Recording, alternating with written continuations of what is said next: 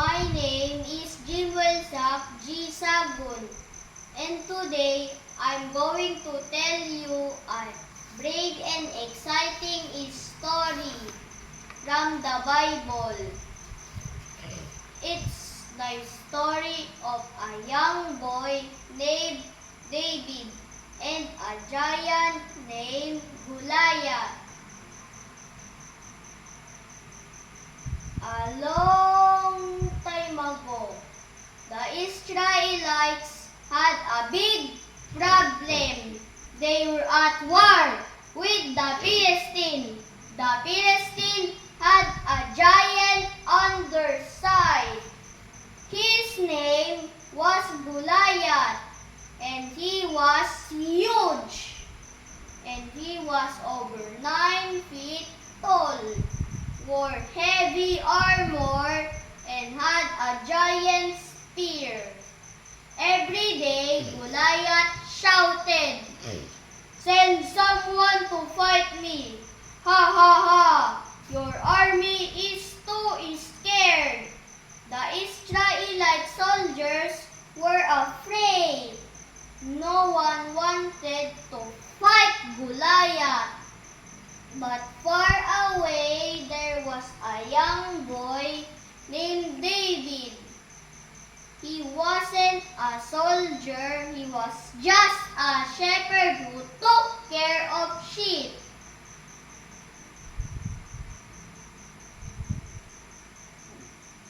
And one day, David came to bring food to his brothers in the army, and he heard Goliath shouting, and he saw that everyone was scared.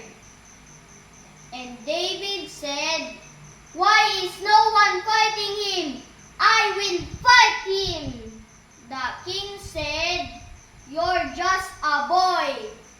Goliath will crush you."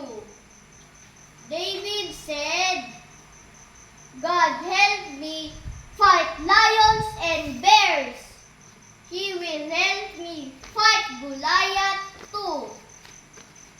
David didn't wear armor. He didn't take a sword. He picked up 5 smooth stones and his slingshot.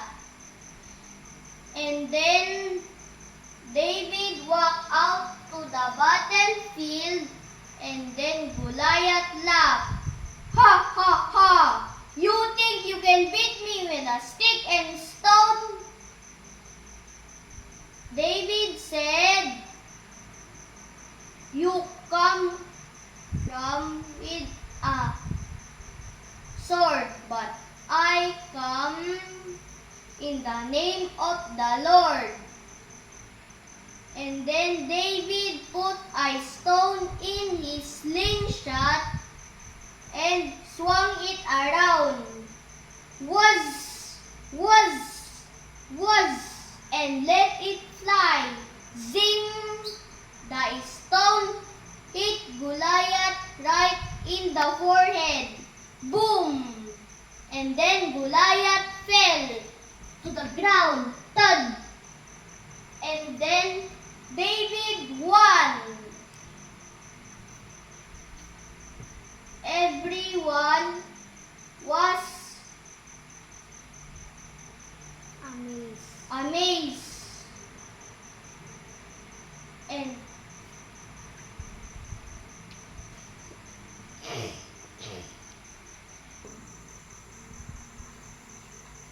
everyone was amazed.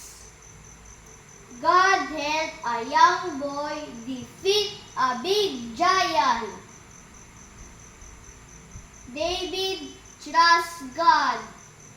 God gave him courage and strength. And that's the story of David and Goliath. No matter how small we are, with God's help, we can do big things.